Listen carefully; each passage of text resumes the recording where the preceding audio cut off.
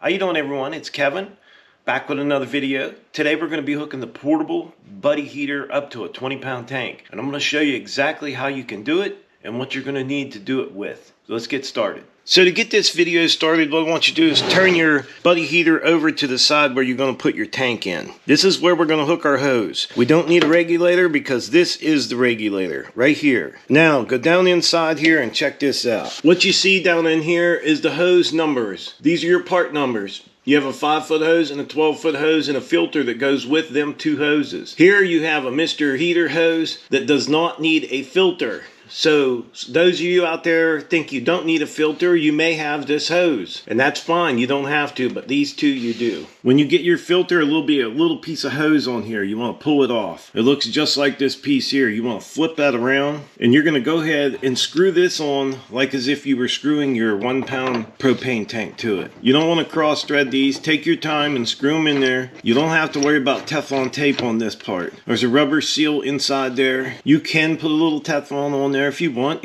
When you check this for leaks and it got some bubbles, you may want to pull it off and put a little Teflon tape on there. But right now we're just going to put ours on, not tighten it too tight. There is rubber O-rings in there and we don't want to destroy them. After hooking up our filter, now we're going to hook our hose up. Now I have the 5-foot hose here. I'm going to do the same thing I did up there. These have actually rubber seals in them, so we're going to screw that in there as tight as we can by hand. We see it has any leaks, we'll use a little pair of pliers on it, snug it up. Okay, now we're at the propane tank. Now if you want to put a little Teflon tape on there, you can, but these do have rubber O-rings on here. It really doesn't need Teflon, but you can use it if you'd like. You're going to turn this counterclockwise. This has left-handed threads, not right-handed. So don't forget, if you turn it to the right, you're never going to get it tight. Now on this hose, it comes with a little plastic piece here. It's like almost like a wrench. Going to slide it up on here. We're going to continue to tighten this as tight as we can get it with our hands. You may have to get a crescent wrench for this to get it done. Depends on how strong like your fingers are. Once your propane tank is hooked up, make sure your heater is in the off position. Now that our hose is hooked up and the fuel is on, we're going to take a mixture of 50-50 water and dish liquid. Stick it in a water bottle and shake it up.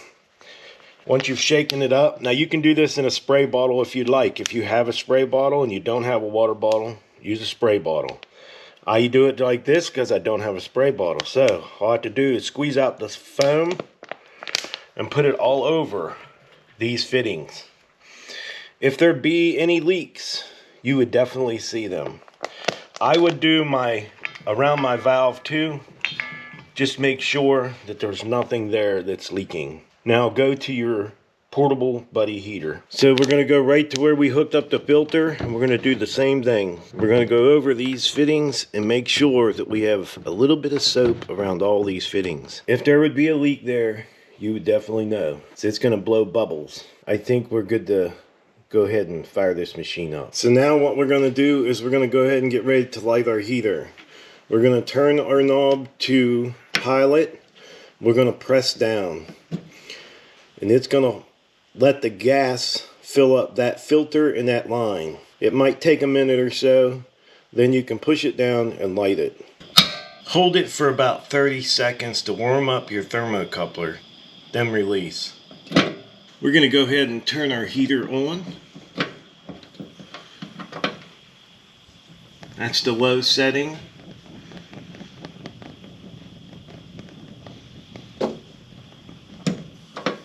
And there's the high. So we just successfully hooked our portable buddy heater to the 20-pound propane tank. Now the advantages to this is we're going to go from running it on low at 5.5 hours to running on low for almost 100 hours or more. That's your advantage to hooking to the 20-pound tank. Not only that, it's much cheaper to fill a 20-pound tank than it is to fill or to buy the little 1-pound tanks. The 1-pound tanks are just getting outrageous and people can't afford them. The 20-pound tank is definitely a good investment for this heater because it's gonna save you money in the long run.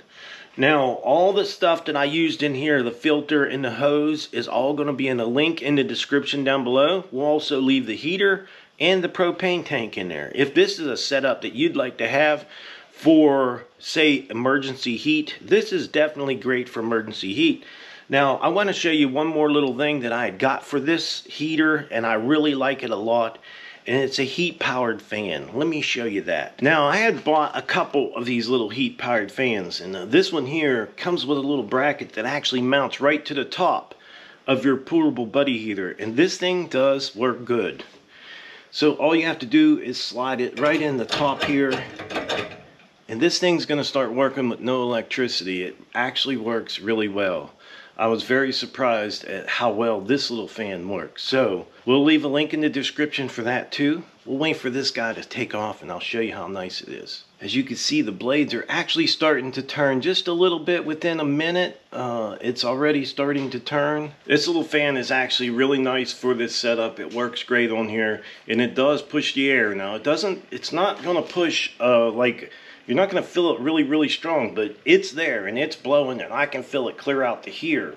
So all you want to do is move the heat very slow.